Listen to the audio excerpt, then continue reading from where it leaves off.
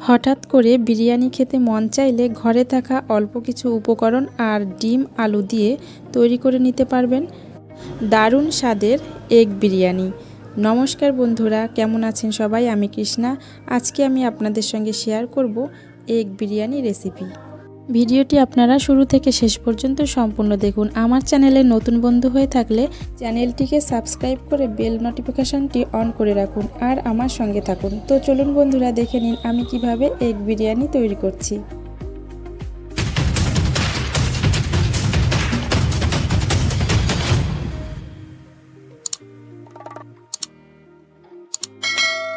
Egg biryani বানানোর জন্য আমি এখানে 250 গ্রাম বাসমতি চাল আধা ঘন্টা আগে ভিজিয়ে রেখেছিলাম। প্রথমে আমি ভাতটা রান্না করে নেব। সেজন্য আমি একটি পাত্রে বসিয়ে দিয়েছি জল। এবার জলটাকে ফ্লেভারফুল করার জন্য কিছু গোটা মশলা দিয়ে দিচ্ছি, গোটা গরম মশলা, গোলমরিচ আর গোটা জিরে। এবার আমি দিয়ে দেব 1 চামচ সাদা তেল। এবার ধুয়ে রাখা চালগুলো দিয়ে দেব। এবার ভাতের মধ্যে নোনতা ভাবটা আনার জন্য দিয়ে দিচ্ছি 1 চা চামচ লবণ। ভাতের কালারটা সাদা করার জন্য দিয়ে দিচ্ছি 1 চা চামচ ভিনিগার। আপনারা এখানে লেবুর রসও দিয়ে দিতে পারেন। ভাত আমার রান্না করা হয়ে গেছে। এবার আমি জল ঝরিয়ে নেব। ভাতগুলো ঝরঝরে রাখার জন্য আমি একটা বড় থালার মধ্যে ছড়িয়ে দেব। আমি আগে থেকে ডিম আর আলু বয়েল করে রেখেছিলাম। ডিমগুলো বয়েল করে খোসা ছাড়িয়ে একটু করে কাট লাগিয়ে নিয়েছি, যাতে তেল মশলা ভালোভাবে ডিমের মধ্যে পৌঁছে যায়। আর আলুগুলো একটু হলুদ আর লবণ দিয়ে বয়েল করে নিয়েছি। প্রথমে আমি ডিমগুলো ভেজে নেব, সেই জন্য দিয়ে দিলাম সাদা তেল। তেলের মধ্যে দিয়ে দিচ্ছি লবণ, দিয়ে দেবো হলুদ গুঁড়ো আর দিয়ে দেবো একটু কাশ্মীরি লঙ্কার গুঁড়ো। এইভাবে ডিম ভেজে নিলে ডিমের কালারটা ভালো হয়। এবার ডিমগুলো সব ভেজে নেব। ডিমগুলো ভেজে নেওয়া হয়ে গেছে। এবার আমি কড়াই থেকে তুলে নেব। এবার আমি বয়েল করে রাখা আলুগুলো একটু হালকা করে ভেজে নেব। আলুগুলো ভেজে নেওয়া হয়ে গেছে, এবার তুলে নেব। এবার ফোড়নের জন্য দিয়ে দেব একটা তেজপাতা, 2টো শুকনো লঙ্কা, গোটা গরম মশলা, আমি দারচিনি, 2টো এলাচ, 2টো লবঙ্গ দিয়ে দিলাম আর দিয়ে দেব গোটা জিরে। এবার দিয়ে দেব 4টে মাঝারি সাইজের পেঁয়াজ কুচি। পেঁয়াজ কুচি দিয়ে ভালোভাবে নেড়েচেড়ে ব্রাউন কালার হয়ে আসা পর্যন্ত ভেজে নেব। ব্রাউন কালারের হয়ে এসেছে। এখান থেকে কিছুটা পেঁয়াজ বেরেস্তার জন্য আমি তুলে নেব। এবার আদা, রসুন, কাঁচা লঙ্কা একসঙ্গে বেটে রেখেছিলাম, সেটাই আমি দিয়ে দিলাম। দিয়ে ভালোভাবে একটু নেড়েচেড়ে ভেজে নেব। দিয়ে দেব 2 চা চামচ জিরে বাটা আর দিয়ে দেব 1 চা চামচ ধনে গুঁড়ো,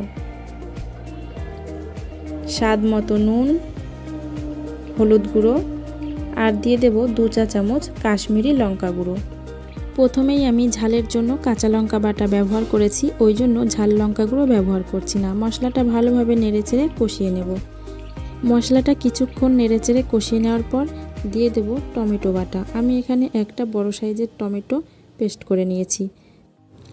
টমেটোর কাঁচা গন্ধ চলে গেলে এবার দিয়ে দেব ফেটিয়ে রাখা টক দই। আমি এখানে 2 টেবিল চামচ টক দই ব্যবহার করছি। টক দইটা দেওয়ার পর গ্যাসের ফ্লেম একদম কমিয়ে দিতে হবে, নয়তো দইটা ফেটে যেতে পারে। টক দই দিয়ে ভালোভাবে নেড়েচেড়ে কষিয়ে নেওয়ার পর যখন মশলা থেকে তেল ছেড়ে আসবে তখন দিয়ে দেব 1 চা চামচ বিরিয়ানি মশলা আর দিয়ে দেব 1/2 চা চামচ গোলমরিচ গুঁড়ো। দিয়ে আবারও খুব ভালোভাবে মশলাটা নেড়েচেড়ে কষিয়ে নেব। মশলাটা খুব ভালোভাবে কষিয়ে নেওয়া হয়ে গেছে। এবার ভেজে রাখা ডিম আর আলু দিয়ে দেব। দিয়ে নেড়েচেড়ে খুব ভালোভাবে মশলার সঙ্গে মিশিয়ে নেব। এইভাবে করে নিলে ডিমের মধ্যে নুন, ঝাল, মশলার ফ্লেভার সব খুব ভালোভাবে পৌঁছে যায় আর খেতে খুব ভালো হয়। এবার দিয়ে দেব 1 কাপ পরিমাণ জল। এবার ঢাকনা দিয়ে ঢেকে 5 মিনিট মতো মিডিয়াম আঁচে রান্না করে নেব। 5 মিনিট পর ঢাকনাটা তুলে নেব। এগ বিরিয়ানির গ্রেভি একদম রেডি হয়ে গেছে। এখান থেকে কিছুটা আমি তুলে রেখে দেব পরে ব্যবহার করার জন্য। এবার আমি একটা তাওয়া বসিয়ে দিয়েছি। তাওয়ার উপরে যে কড়াইতে রান্না করছিলাম ওই কড়াইটি আমি বসিয়ে দেব। এবার রান্না করে রাখা ভাত অল্প অল্প করে সাজিয়ে দেব।